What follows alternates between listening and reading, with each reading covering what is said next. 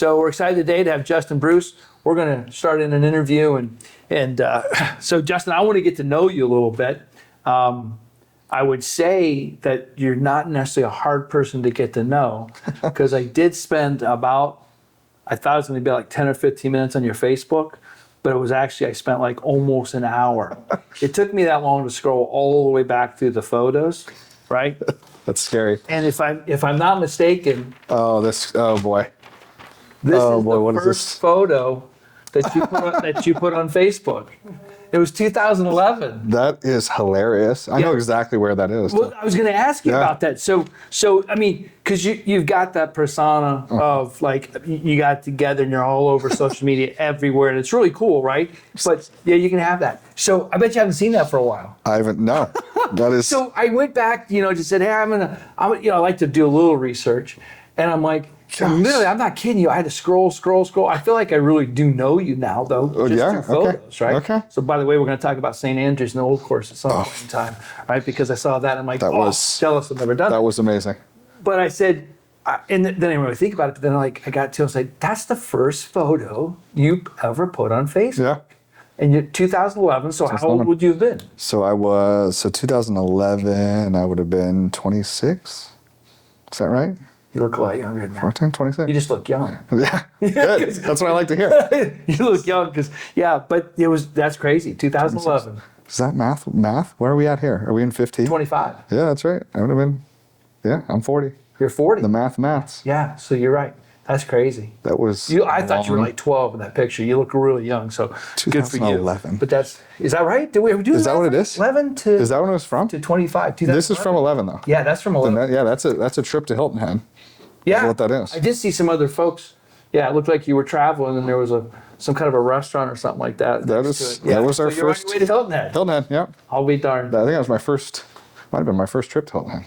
I'll be darned. We've been going every year since. Because I thought it was younger than that because I saw pictures of your wife graduating and you graduating after that. So hers was 2012. She graduated college, so that was right before that. Yeah, and then she went to chiropractic. She did. Right. So, well, interesting. So that's where I want to start is I want to know about you. So tell me about you. I did look up that you were born in Cape. So you get it. Gerardo. See, I was almost there. That was close. Cape Girardeau, Missouri. A little town in Missouri on the Ohio or the Mississippi River. Mississippi River, yep. Were you there long? Do you remember it? I do. I was there until I was 12. My parents owned a chain of women's clothing stores. I'll be darned. All over South Missouri and Western Illinois. And so I do recall, I went to Catholic school there. We were there until 6th grade. Yeah. It was awesome. I know your dad graduated from the same school. My dad, he actually went to one in St. Louis. St. Louis. Yeah, Okay. yeah. I thought it was the same one. But no, he was St. Louis. I was at St. Vincent de Paul there, and I've been to many Catholic schools since. But I miss Missouri. I miss St. Louis. Yeah. The food, the barbecue. But we moved around a little bit. We went from there to Mexico, Missouri, to Sioux City, Iowa, to here. No kidding. Yeah. Wow. And then you've been here since when? You got to 2001. 2001. We were actually right up here in Tuttle. We lived while our house was being built in Lancaster, and then I'll be darned. Been in Lancaster since 2001, minus a little hiatus back to St. Louis for chiropractic school for 3.5 years. Yeah. Fantastic. So Lancaster boy. Really, right? Because I claim it. They don't always claim me, but I claim it. Exactly. But I get that. Yeah. So understood that. So sports interest. So young years. What was your interests? I love sports, and being the smallest kid at all the schools, and moving around is tough. Yes. And making friends. So if it wasn't for sports, I would have had a really, really hard time. Yeah. Luckily I was a decent athlete. But I was a gym rat. I was the first one in the gym. I was the last one out just to make the team. Yeah. Which is really frustrating watching my son, who got my wife's talent and just shows up and is the best player on the field. Yeah. I always had to work for it. And so luckily those relationships created through sports was a big reason probably why I'm in the jobs that I'm in now. And what I do is I had to learn to talk to people. I had to learn to create relationships from nothing. Because when you move a lot, I moved a lot as well. California, New Mexico, Colorado, Tennessee, Virginia, and Ohio by 8th grade. Military? So no, my dad is a convicted felon running from the wall. But no, not really.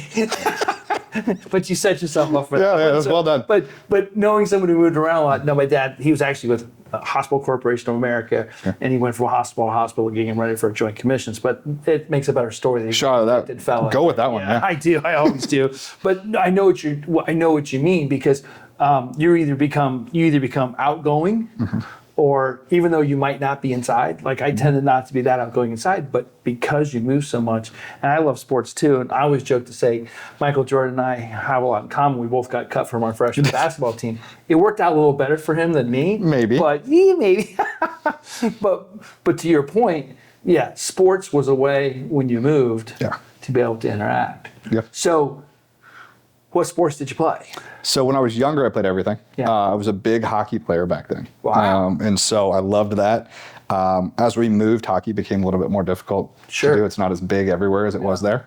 But I got into basketball and baseball as I got older, and played basketball and baseball for my high school, and then played 1 year of baseball in college for the community, whatever it was, OUL team. Yeah. That way I could tell my kid I played college baseball. I didn't really play college baseball. His mother played college sports. I did not.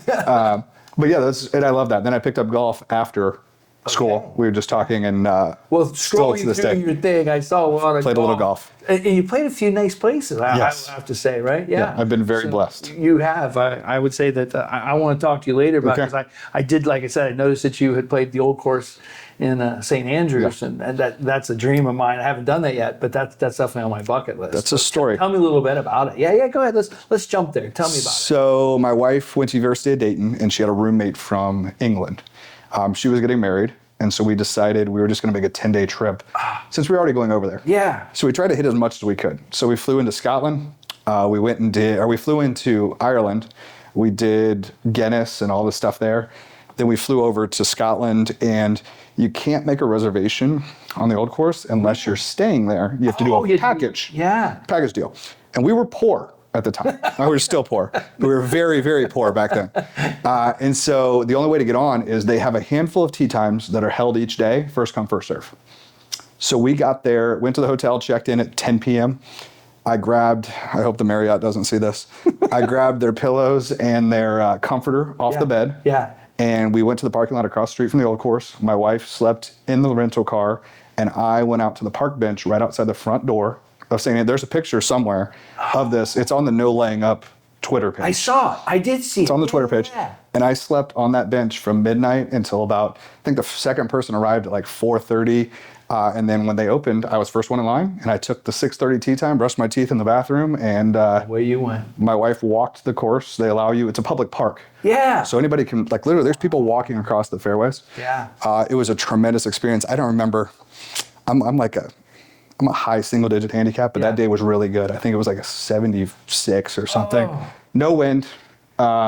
You can hit it anywhere there. Just the prestige of walking where some of the greats have walked, though. Exactly. That's just phenomenal. It was a great. So what about the road hole where they built the course out? Did you go over? So there's a picture of me. I'll find it. I'll send it to you. Yeah. From behind. I probably saw it. I was just scrolling. I had to keep scrolling though because I. Yeah, of course. You run out of time. I ran out of time. There's a picture. I used to hit a big draw back then, and it looks like I'm hitting directly at the hotel. Yeah. And you do. You hit right over a piece of it into the fairway. I'll be done. And it was so much fun. There's a picture of me standing on the bridge that Jack stood on. Right, yeah. Doing the same hand motion, yeah. That's cool. That was quite an experience. Cool. Well, now that we've lost all the golfers, we are off the rails. That's okay. I don't care. I want to know about it, right? So let's talk a little about family. Yeah. How'd you meet your wife? So my wife was friends with my sister back before I even knew her. And then in 2010, we reconnected, and she took me on a date for my birthday in May of 2010.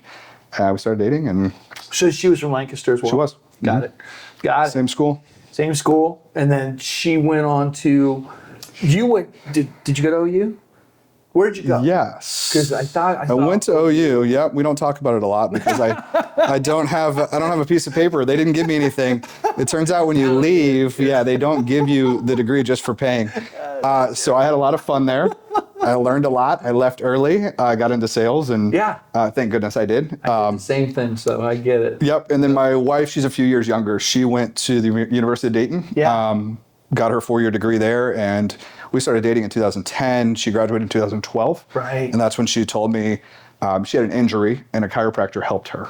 Wow. And she said, this is what I want to do. I want to be a chiropractor. Yeah. And so we looked at where the schools were, and the closest one was Logan in St. Louis, Missouri, which happened to be where all my dad's family is. Oh my gosh. And so we made a decision and we moved there, and thank goodness we went there because the support system, I was traveling a lot for work. Yeah. And so she had somebody there. If I was out of town, aunts, uncles, cousins, somebody could always be there to help her. Oh, that's fantastic. What were you doing? You said you got into sales. Yeah. What kind of sales? I know. Oh, goodness. We go back, right? There's so It's much so stuff. crazy. We've got today's image, right? Yeah. But then there's all this formidable stuff that made us who we are. Yeah, long story short, my dad was in retail, like I said, and so I thought that's what I wanted to do. So I managed CVS, Foot Locker, Finish Line, JCPenney's, Office Max, Best Buy. I did it all. Wow. Then I realized I hated working nights and weekends. Oh, yeah.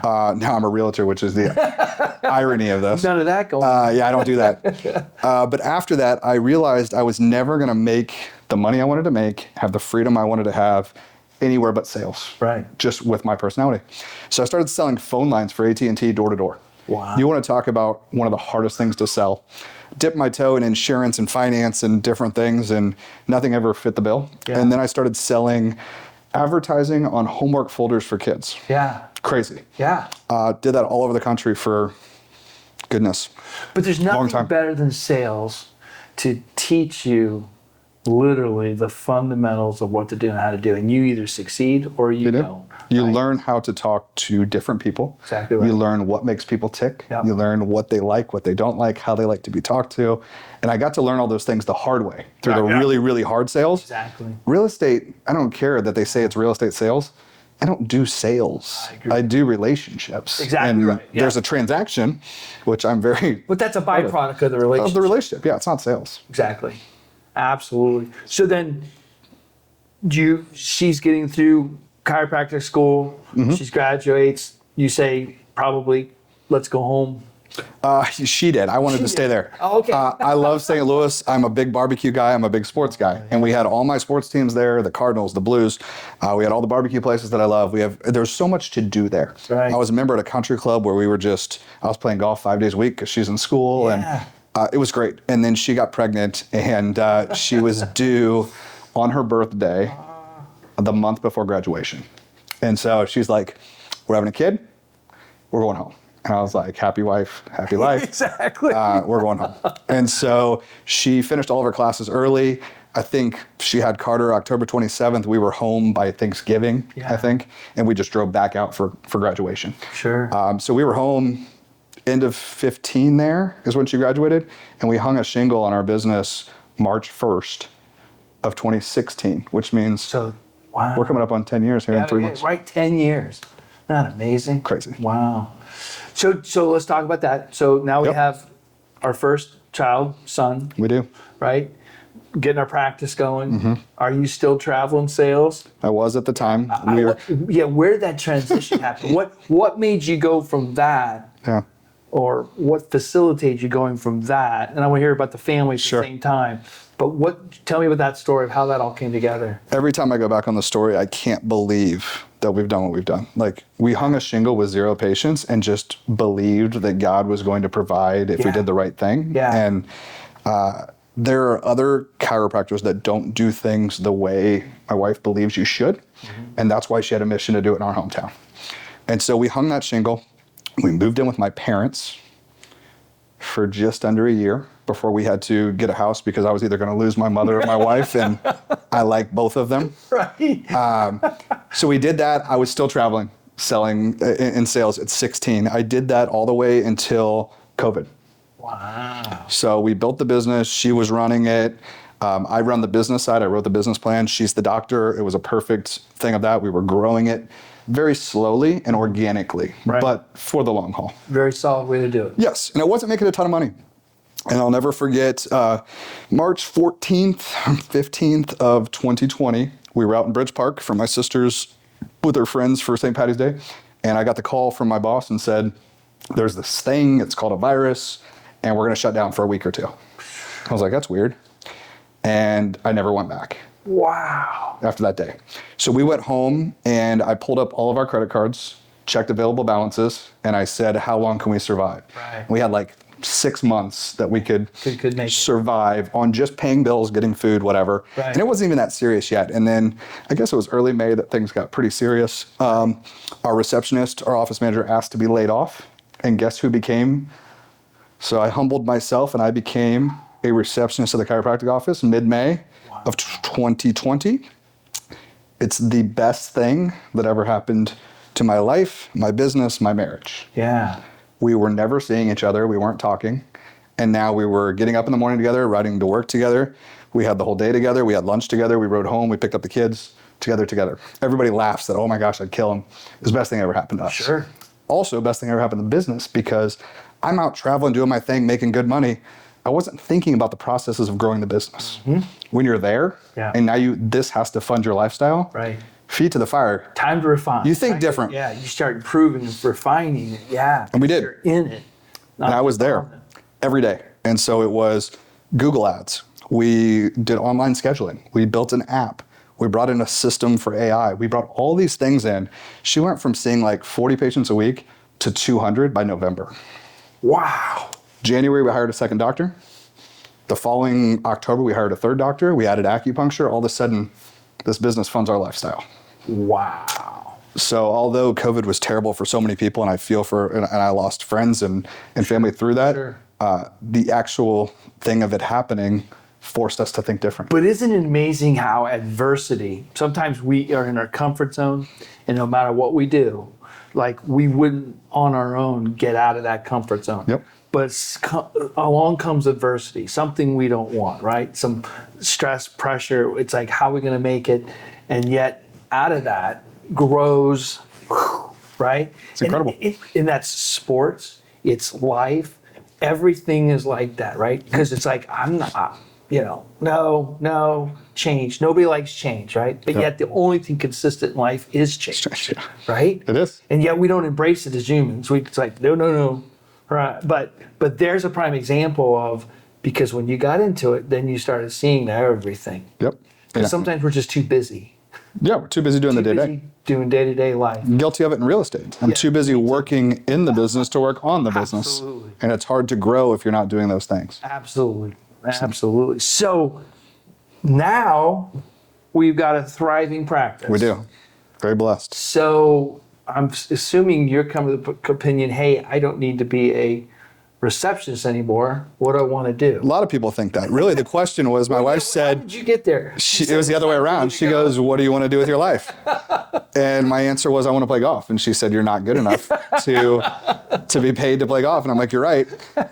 And so I had a friend at the time who was a very tremendous real estate agent. And he said, why don't you come over? He'd asked me a dozen times. Sure. And he said, all right, practice is where she wants it. Why don't you just come do my commercial business?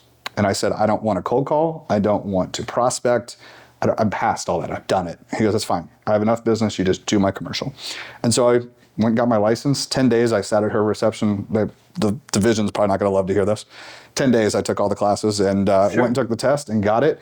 And I started doing that for about 6 months. Yeah.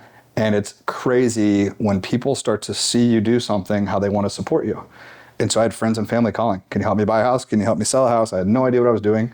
Luckily, I had a good mentor at the time that had good processes to do that. 6 months in, I found the sports entertainment division for the brokerage I was with. Yeah. And that's when everything changed. Yeah, so tell me about that, right? How crazy. did you, I mean, obviously you were attracted to it, but it already existed? I didn't even know it didn't exist at the time when I got my license, and they created it in December of 21. Okay. And I got a phone call Was this or an email. nationally or locally? National. National. With the brokerage I was with, they created this division of 1,200 agents that work with sports entertainment, and they're like, I think I got an email, and it said, hey, we saw your blah, blah, blah, we'd love for you to apply to join. And I'm thinking, why me? Like I like sports, I've done sports, but like I've never worked with an athlete, I've never worked with an entertainer. Sure. But I thought, my whole life has been fake it till you make it. So why change now? Why not? Yep. And so I said, hell, let's apply. And I got in. I was one of the founding members in that group, and I created so many great relationships nationally. Yeah. I was flying around to different cities and meeting other agents that worked with athletes. Then I started working with athletes and started meeting country singers and bands and different things. And I made that my brand. I decided, in order to be super successful, I feel like you need a niche. Right. You need a personal. Well, that's what you're known for. I mean, that's what you're known for. And there are so many people. It's so funny. I have imposter syndrome to the 10th degree. I never feel like I'm anybody. And it's so hard. I spoke last week at an event, and first thing I said, I'm like, all these people in this room are better than me. Why am I speaking? But I feel like there is something to give. And what I learned was find that niche, build that personal brand of what you want to be. It has to be authentic. The two things Totally are agree. Authenticity and consistency. Correct. People can sniff it, smell it. If you're faking it, it doesn't matter how hard you try. And I'd never done it, but I wanted it. Right. And once you get there, and I worked with my first athlete, and to this day, he's still a dear friend of mine.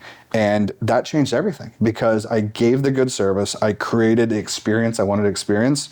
And then he told everybody in the locker room. Sure. And it just spread like wildfire. Again, relationships. That's what it was. Right. 100%. Right. Because really, I mean, you think about it, we do all this other stuff, but at the end of the day, all the marketing, all the social media, all that stuff, and it's great, and we need to, but it always comes down to when the rubber hits the road, is the relationship. Because if the relationship isn't there, if we don't feel it, if it's not real, if it's not genuine, it isn't going to work. All of that stuff is top of mind. That is just to make sure that I'm thought about when someone thinks real estate. Yeah. They get the authentic, real Justin. And I love it so much because, I got started in real estate in 1986. So this is coming up my 40th year. Right? I was one. I was one. You're welcome. The interview's over. I'm 60. So, I can't. There's stairs here too. How do you? Is there an elevator? Oh my gosh, this was a bad idea. This was a terrible idea. I told Chris, this is a really bad idea. Just so you know, he works with Chris, not me. So Chris is 1 year older than me, by the way. Oh, so goodness. No, I'm just kidding. Cheap coffee. But where were we going? I don't even know. I don't know where we started that. Oh, I know. We were talking about top of the mind awareness. Because when I got in the real estate business, I was the first one to have a cell phone in the car, right? I mean, did you have the Zach Morris? Yeah, it was like the box. Were you? No, I had it was a bag. It was a bag. Yeah, I felt like I was going the Velcro. Exactly. My dad had that. And I can remember calling and saying, "Hey, I'd like to see the house." And when I said, "Well, now I'm in front of it." "You can't be in front of it." I'm like, "Yeah, I'm in front of it." "How are you in front of it? You're talking to me." I'm like, "Well, I'm on a phone." It's so funny.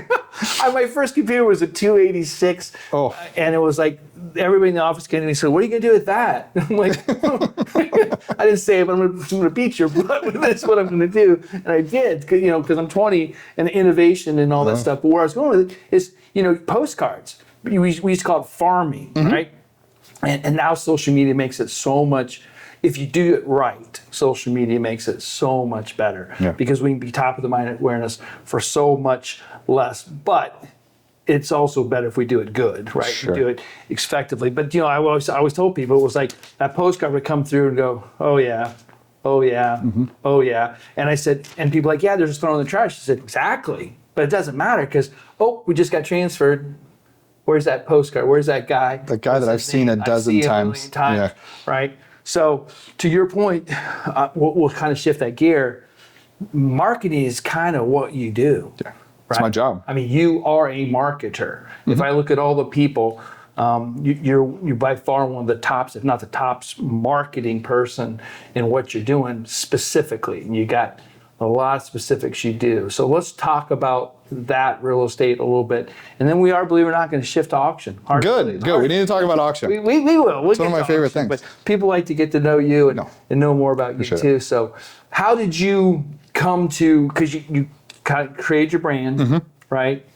And then started that process. And then did the marketing and social media come naturally to you? Were you forced into it? How did it happen? Great question. And this is one of my favorite things to talk about. Number one thing I did for my business was I took a phone call from a company called American Dream TV. Really? 3.5 years ago. Okay. And they reached out and I did a presentation with them. And they played a video that I still have in my presentation today from Gary Vee at Inman. Oh yeah, love and Gary Vee. Gary said in so many words, you need to be the digital mayor of your area And you need to be, and this is the most important thing, and he stops and he goes, 99% of you are going to do nothing about, it's a room of realtors, are going to do nothing about what I'm about to tell you. This has stuck with me, and it's how I built my business. I am a media company, comma, whatever you are. So you need to be a media company, comma, auction company. I am a media company, comma, realtor. Right. That's how I go about every day when I wake up. And that's how I stay top of mind, because my job is to be a marketer. I have built a system with my team that the transaction itself is handled by people that are much smarter than me. That's not what I'm good at. What I'm good at is building the relationship, helping them on the front end and on the back end. But that middle part, there's people that can do that much better. And like to do it. And like to do it, yes. That's what's crazy about business, right? It's like, because the things that we don't like to do and are not good at, there's people who like to do them and are good at it, which is hard to believe sometimes, but it's true. It is, and leverage is how you grow. Gary Vee, I'm just not allowed to, I can't watch him too much, although I'd say he's probably one of my favorite influencers. Yeah. Because if I do, I go home and my wife, I got a potty mouth from listening to him, right? Yeah. And because it's just, I do love him though. I mean, I love everything about what he talks about, and the common sense, and the, hey, take responsibility for yourself, and all that. And he's phenomenal. So that video did it. I have to tell people. I see that video, but I've watched several of his formats like that, where it's like he just tells you how it is, and then, but as he did in that video, challenges you, because you're probably not going to do anything about it, right? And what's funny is you bring up his potty mouth. It's funny. He just put out a video this morning. Yeah. And someone said, "Well, why do you cuss so much?" Right. And he said, "It's so important for me to be authentic. That's who I am." I agree. When I think about it, that's what and I personally will sit here with you and be good because I know you guys, but I tend to go that direction as well. And my kids' teachers tell me, like, "Where did he learn this?" I'm like, I have no idea where he would have learned that word. You might ask his mom. She might have, wasn't me, but it was mom's fault. It comes back to the authenticity of true, that. Though. So it's true, right? And I do think that's so important, is to be who you are, right? And I have to try not to be that. Yeah, same. So I've gotten in trouble too many times. Same. With that, but yeah. So that's interesting, because you're one of the first people in the real estate world that I've heard reference Gary Vee. Because Hannah's sitting over there, and I'm like, "Do you know about Gary Vee?" Everybody I ever talked to, I'm like, "Do you know about Gary?" And I'm shocked at how many people don't even know who he is. You know what's hilarious? But if you get outside the real estate world, man, everybody knows. Everybody. I was in Pittsburgh 2 weeks ago and doing a presentation in front of 40 realtors, and the CEO of ADTV said, "Hey, how many of you have heard of Gary Vee?" And 3 hands went up out of 40. I was like, "Do you live under a rock? Are you all Bill's age? What are we doing here?" Like, Bill's age. That's called a callback. We're gonna keep. I don't know if you know, I did that last comic standing thing.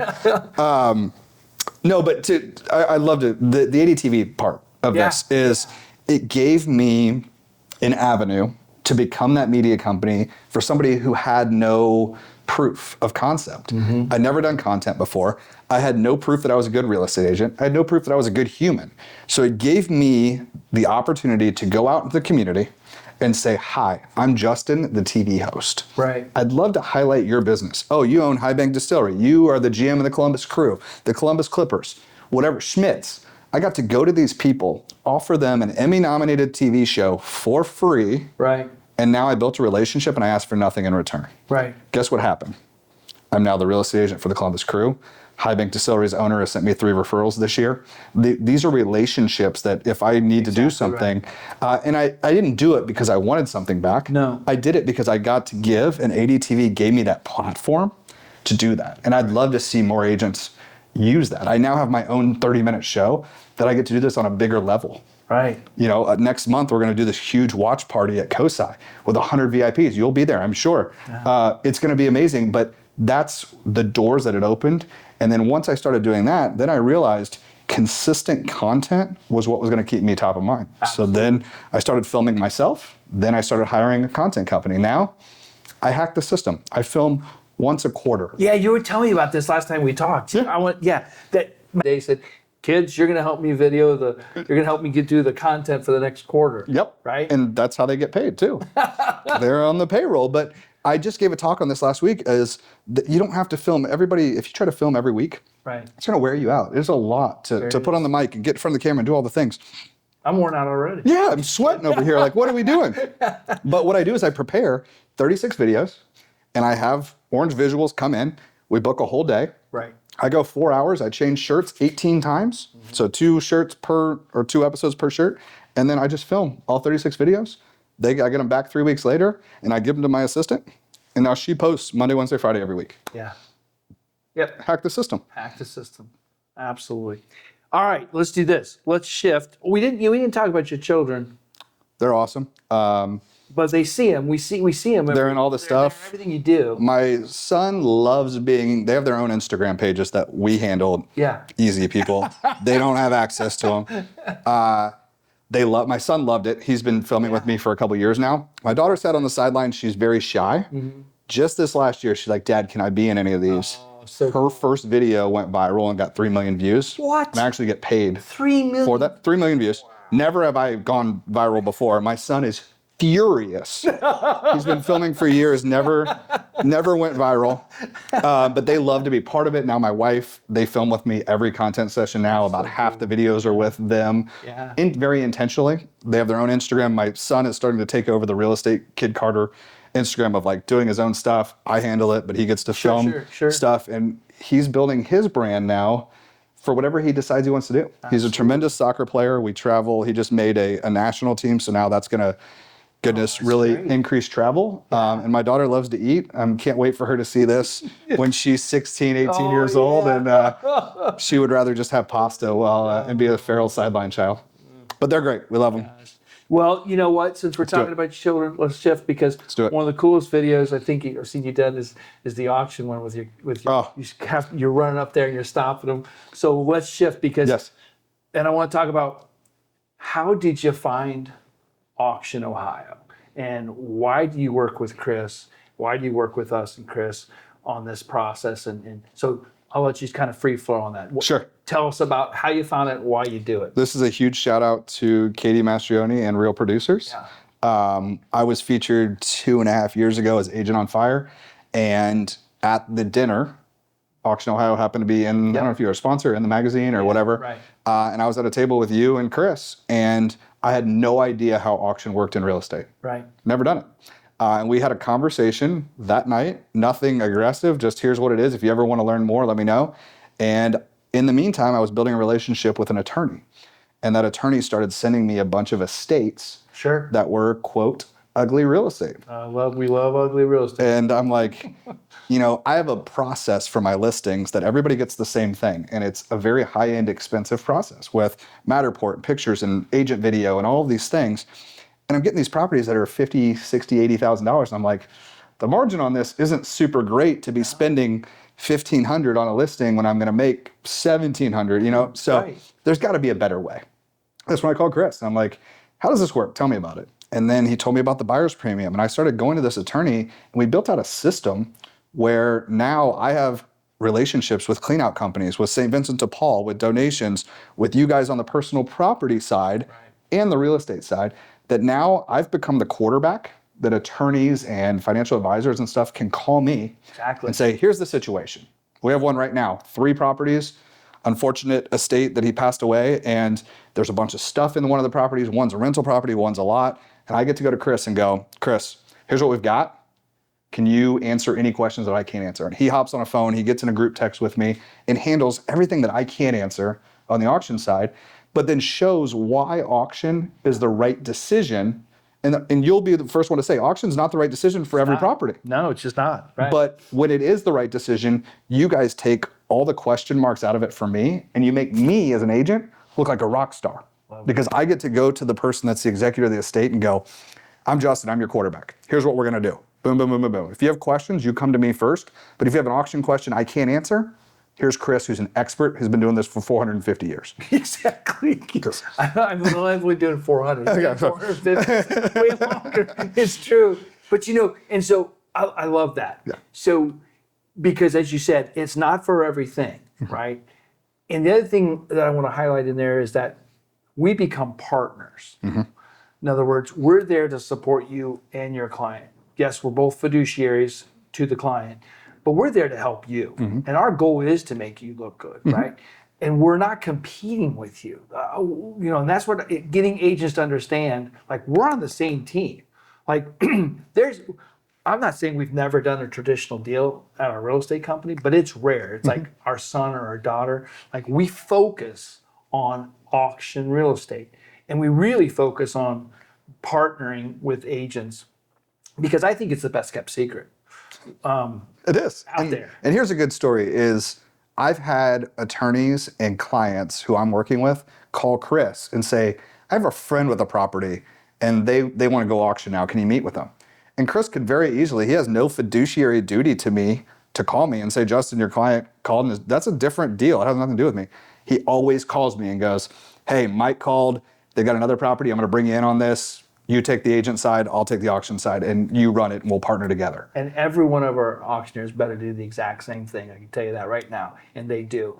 And here's why: because Chris started out with that mentality, lives by it. We live by it. Do the next right thing. It's integrity. Integrity, exactly. And we, I just said it today in an appointment where we were meeting with an agent and an attorney, and that attorney said, "Well, I've got a couple more I'd like to talk to you about." I said, "Well, I'm not going to name the name. So and so will be in that conversation, be your agent." I said, "We dance with who brung us," right? And that goes on forever but that's trust. That builds trust. That's relationships. Yes. We're not transactional. We're not looking for one.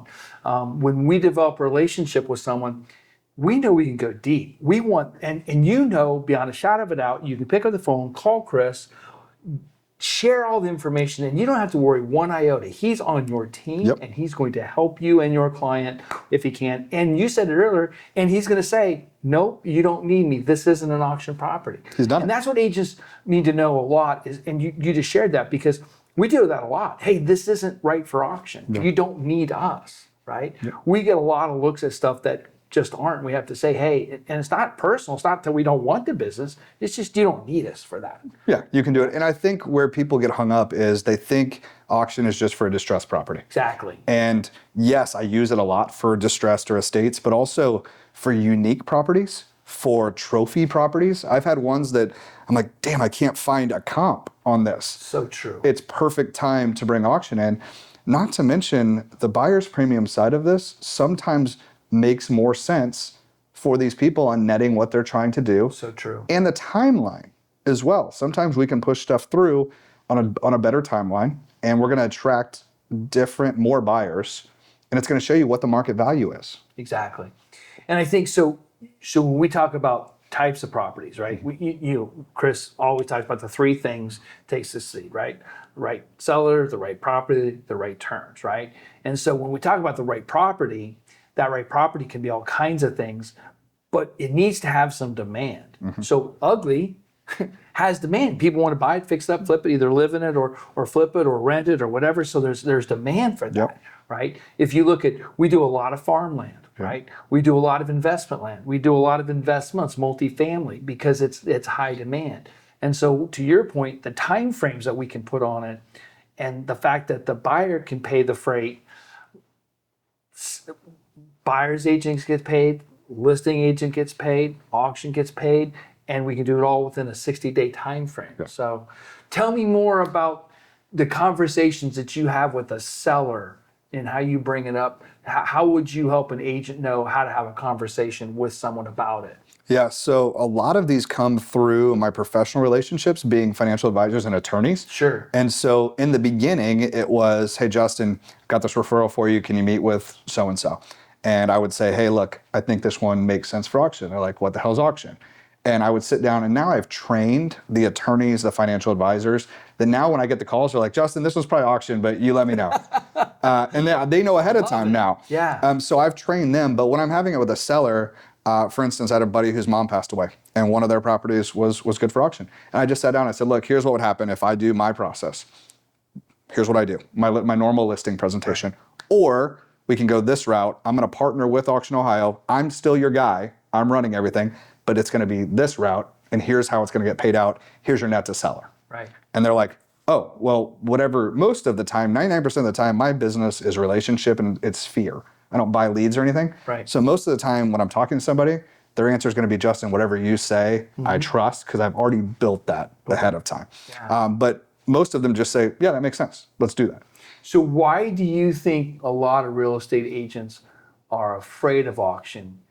I have an opinion, but I want to hear Oh, your opinion. love to hear your opinion. It's the same problem that many real estate agents have in general, and it's called scarcity mindset. Everybody thinks everybody's out to get you. And I'll be honest, when I first started in the business, I was clawing for everything and I was competing with everybody. And I thought these other agents sucked and this and that and blah, blah, blah. I realized as I've done more in this industry, those at the top are collaborating, those at the bottom are competing. Right. I had lunch with a $15 million producer from a competing brokerage today on my way here. Sure. And all we did was help each other with what our downfalls were. He needed help with social media, I helped him. My database sucks, he was showing me ways to do database and newsletter. We are from different brokerages with different downlines, with different revenue streams who make $0 off each other. Right. But we understand the value that those at the top have.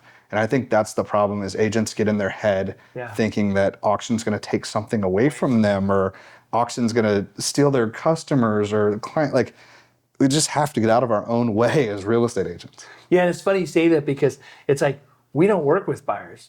We don't work with any buyers, right? In other words, they're all yours. You take them all. We don't want them. Yeah. We specialize and we partner, as you know. But I think that's the number one thing.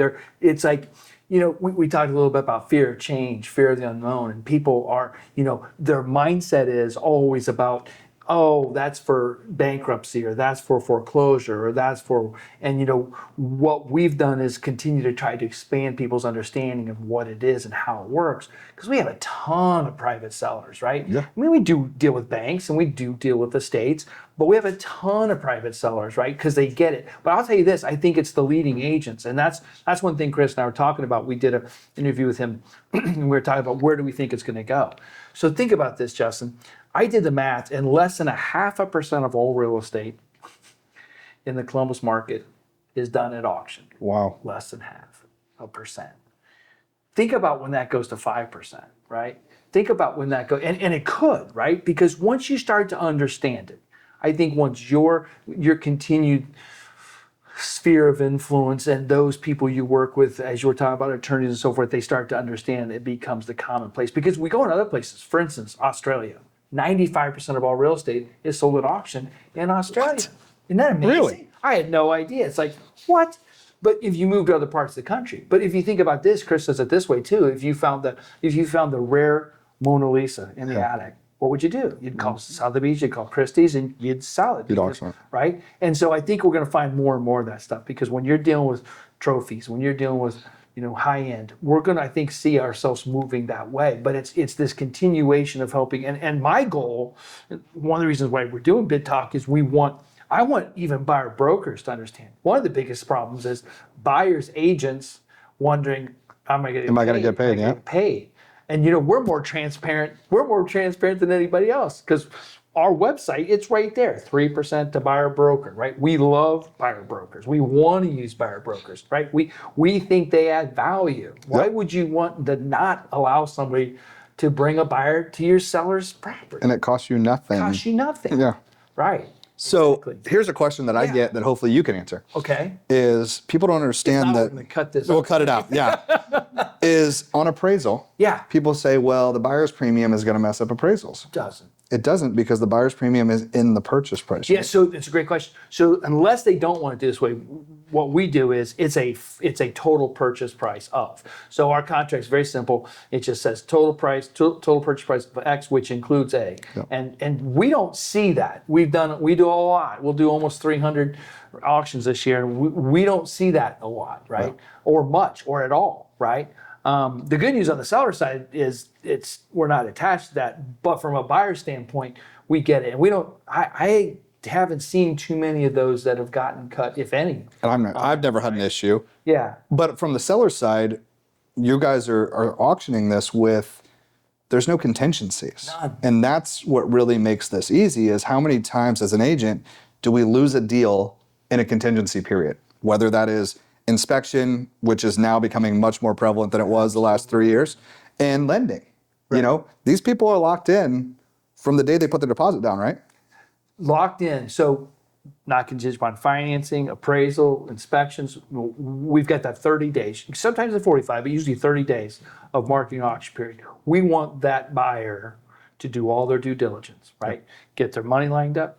If you want to get it appraised, we have people doing appraisals. Fine. Yeah. Have the appraisal done. No problem. It's $500, $800. Get it done. Yeah. Right. Do all the inspections and tests. I need the roof check, need this check. Do all that stuff up front. Right. Because when it comes to time, if you're the last bid standing, last hand up, if you're the winning bidder, it's yours. And right? we want the real bidders. We want the real bidders, right? And so we want them to do their due diligence. We want them to understand, and we want them to be prepared, because then we collect that deposit, sign the contract, we close in 30 days, right? And so there's complete transparency for seller and buyer. Anybody can buy it, right? Yep. Anybody. And you can bid as much as you want. You can stop when you want. You're in control of that. So there's a lot of positives there that go on and on and on. But I think to your point, buyer brokers, to your point, traditional market, there's all these uncertainties, and it becomes more and more and more of these uncertainties, right? Is it going to appraise? Are we going to get hooked on an inspection and a remedy, right? Where all that goes away. And I think that's why so many of your attorneys, estates, financial, they like that, because it's clean. There's a lot of certainty to it. And as a buyer broker, why would you not want with the lawsuits and everything that went Absolutely. down, and you now have to write in everything, and it's all different. This is about as transparent. Maybe NAR should come talk to you guys about transparency. I love and it. learn. And to that point about transparency, and it's like, and we usually do, like, as you know, like 4 open houses on a property. Yep. Like we'll do them. And it's like, I want everybody to come. Like, people come in and say, hey, I've got a buyer's agent. Fantastic. I don't care. I want you through the property. That's the key. Because so many people, I don't know why so many people get hung up on commission. Because I think they come from, as you put it, from scarcity versus abundance, right? Yep. There's plenty of business for all of us, yeah. right? And it's like, buyer broker, send them to the open house, not a problem. Yeah, all you have to do is send us a signed agency disclosure, and you're their agent, right? It's not a problem. And as a team, having sellers, if I want to have my team run those open houses, they're yours. So guess what? Team leads. There's leads that your people can go. So when I do these, sometimes Victoria is great, and if I don't have, like, I'm not doing an open house. No offense. I don't mean to sound bougie, but I'm not doing it. But if my team, I can get them leads doing that. Or if they're not available, you have somebody that's doing these. What an awesome opportunity for my team, or coverage for somebody who doesn't want to do it. Absolutely. You got both sides covered. Absolutely. So because there's just and again, all those potential bidders. We want to market to them for future auctions, but we're not trying to go sell them another property. We're not built that way. We don't have those kind of agents. That's not what we do. My last auction, I think we had 24 bidders, and only 4 were registered with buyer's agents. Yeah. So think about that as a team lead. Like, that's 20 opportunities of people that are unrepped, that you now have their info that came through the open house that you can now market to. So going back to the light bulb went on. And I think also, and don't take this the wrong way, but being in the business about 5 years, you have a fresh new mindset, right? Were there any fears, reservations, uncertainties before you started, and how did we clear those up? With auction? Yeah. I mean, my only fear was I didn't know what it was. And so once I met you guys are so very good at explaining how you can be a partner in this. So that first conversation we had, where I had no idea what it was, and you guys sat there at the table over bourbon and said, here's how we can make your life easier. Yeah. And all of a sudden, all I'm doing every day is trying to work less and make more money. Right. Like, that's what I'm trying to find a way. And this was a way for me to put a system in place. And I don't want to oversell it, but like, when you go to auction, once I call you guys, I can literally, like, I can go put my sign in the yard, but you're taking the photos. I'll put a lockbox on if Chris wants me to, but typically he'll put a lockbox on.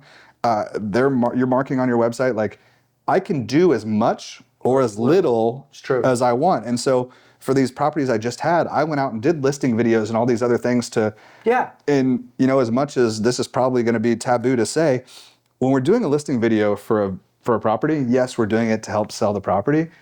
I'm showing the next seller how I sell a property. And this is an opportunity for me to do that over and over again. So I think this is something agents, whether traditional or auction, need to hear. What you just said there, right there. I had a mentor one time say that and said, your marketing isn't for that property, it's for the next interview. And if you think about that, and I'll also go back to this, is having been in the business since 1986, I've watched this go up, down. You're going to make an old reference again. Watch this is going to be an old reference. But I've watched the market up, down, up, down, up, down. And we've come through a market that, I mean, literally was pretty simple, easy, fast. I'm not trying to put it down. But it's time for agents to market again.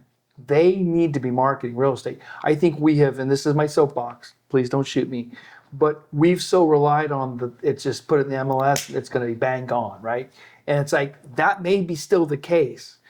But to your point, if you want people to know what you do, how you're different, why you're, and I don't even mean better, just because how do you have those people that you already have a relationship with even know and remember and so forth? So I think marketing, as you put it, I'm gonna let you say it again. You're a media company, comma, real estate professional. That's Gary Vee, that's not me. And it's just stuck with me since the day I saw that video. And you guys have become, I have a wheel and you've become a major spoke on what I've built for my personal real estate business, of the different ways that I can help people. Whether that is having the right inspector with Jerry on my team, or having the right title company with Karen in my back pocket, and having Riley there at 11 p.m. or 4 a.m. to answer calls.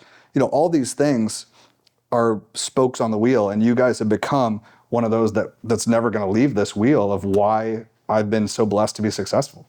And I love the way you put that, because it's not everything, it's a piece. But when you need it, it fits, right? It's there. And I see agents, and I think it's just going to even grow, but I see agents such as yourself doing 20, 30 transactions a year that I'm not saying they wouldn't have done them at all, but they'd have been completely different. And a lot of them wouldn't have gotten done, right? I can tell you that there's probably, I can point to 20 or 25% of my business last year that I don't know if I would have taken on the deal or been able to close the deal had I not had Auction Ohio in my pocket to do that. And I'm as guilty as anybody. I came into the business when business was easy. I don't know what 2008 looked like. I don't know what 2009 looked like. Right. I talk to agents that are like, you have no idea. And I'm like, you're right. I came into this at a very blessed time. Yeah. Now I feel like those days are over. Now I'm not saying we're nowhere near 2008. No. But you don't get to just put a sign in the yard anymore and watch 14 offers come in. Nope. I don't just sit there and wait on that spreadsheet to fill up. Yeah, and I don't want to sound like that old guy, like, well, because that's not it either. Because I don't think you have to have gone through that to have the ability and the knowledge to know what you need to do, because we're not 08, right? Yeah. I think we're actually becoming more of a balanced market, Sure. which is unusual to people who haven't been in the business a long time, but this is pretty normal. We start talking things like absorption rate. Like, what's absorption rate? Well, that's how many months of inventory. What's a price reduction? What's a price reduction? I love all the creative names for it now, right? Yeah. But my point is that I'm not one of those old geezers think you have to, if you didn't go through there, live that, you don't understand it. Because I actually think, I look at you, I look at like my son, I look at people like that, and it's like, man, they got a lot better ideas. They're doing things a lot better. Like, so I think innovation and change and marketing is great, and I love it. And so that's one of the things we're trying to do at Auction Ohio is not be, not rely on what we've always done, how we've always done it, right? Because you're going to get the results you've always gotten, what you've always done, right? And so it's about innovation, it's about doing things. But I think the knowledge, and that's what I love about working with Chris. And you get the chance to work directly with Chris, and Chris mentored me through everything I know about auction. But he's such a wealth of knowledge. I mean, and I got to be careful how I say this, but I watch him teaching attorneys, right? Yeah. Really experienced attorneys. And he doesn't do it in a way that's sarcastic or anything like that. You wouldn't even feel it. But his knowledge base of what to do and how to do it is just so deep. And so we get that blessing as a company, and we continue to grow. And our goal is just to continue to grow through the agent partner. In other words, your success is our success. The more we can help you succeed. And we believe in lifting you up, putting you at the forefront. Like, I don't care about credit. I was talking about this today. It was like somebody said, the agent was asking me, do you want does it have to be in the MLS? Do you want credit? I'm like, I don't need any more credit. I've been doing this. Yeah. It's 86. I burned all my plaques. I don't care. need Yeah. any plaques We've done that. or anything like that. I don't need all that, right? We just want to be there and support and help grow. And I love how you put that spoke in that wheel that helps it, because it's just that other thing. And it's like, I always tell agents too, it's like driving a red car. You go and buy a brand new red car, and then all of a sudden you see red cars. Red cars, yeah. It's amazing once you know how to do it and have the tool, have the spoke, then all of a sudden it's amazing how many of them show up. There they are. So I agree. I think, and I tell agents, if you want to grow your business, this is the simplest, easiest, fastest way to do it, because you just drive. It is. You see high grass, you see a house in disrepair. Now, this may be new to agents. Get out, knock on the door, hand in your card. But there's other ways to do it than that as well. So, boy, I tell you what. Okay, one more thing. Actually, two more things. Bring it. Talk to me about the future, your goals, and audacity. Because the one thing about dreamers and people with goals is sometimes they come across to people as arrogant, right? And I know they're not most of the time, right? They got big dreams, big goals, going to go places. So if you're willing, tell me about what the future looks like for you. The future is building on what we already have. I have future goals for the chiropractic business of expansion into Columbus. I have goals of my local team here, the TV show, expansions within the TV show to other things within that nationally. But nothing that I can pinpoint right this second of things that I'm outside of NDA to talk about. But there are big goals coming, and a lot of it revolves around media, real estate, chiropractic. That's very cool. Yeah. All right, last question. Tell us something about yourself, Oh boy. past, present, or future, that nobody knows or very few people know and might be surprising to people. If you say something really bad, we'll just edit it out. Oh, something surprising. We've gone through my entire history now. Including the first picture. First picture you posted on Facebook. I can't wait to show my wife this. That is a young Justin with a lot of hair. It is. That isn't gray. Something that people may not know. See, it's so easy. I usually use the TV show or the chiropractic office or something as my normal. Right. But we've already went into where I've lived, what I've worked. So you're saying you did a good job. You did. I don't know what else that people wouldn't know about. So any other great golf courses that you played? Yeah, so St. Andrews. It's funny. St. Andrews. I hope they don't see this. It's probably not the best course I've played. As far as I've heard that. It's the nostalgia is awesome, but the quality not so much. is nothing. I played a course called Close House down near London. I think it was London. Another tour player, Montgomery, I think, owns it. Colin Montgomery, I think, owns it, and just tremendous, big course, well manicured, very challenging, a lot of fun. And then one of the best courses I ever played, I've played a lot around here. So I played the golf club and Double Eagle, and they're all amazing. Scioto. Yeah. But in St. Louis, the St. Louis Blues owners own a course called Boone Valley. And I was very blessed to somehow get out there. And they get 3 rounds a day. Wow. And so on the first tee, they hand you a fishing pole. They're like, hey, on this hole, there's really good this fish. Just when you're done with the hole, fish for a little bit and then go to the next hole. And that's the kind of place it was. And that was one of the most tremendous courses I've ever played. Wow. Yeah. And I've played a lot of fun courses. That's really cool. Justin, thank you so much. Absolute pleasure, my friend. Pleasure. We're going to do this again. I would love to. You'll be the only one. But I really appreciate your time. And I appreciate you guys being such a good partner, and I want other agents to know what this tool is, and anything I can do to get that out there. Yeah. People need to know that this is a thing and how valuable it can be to building our businesses. Absolutely. So, cool. That's a wrap on Bid Talk.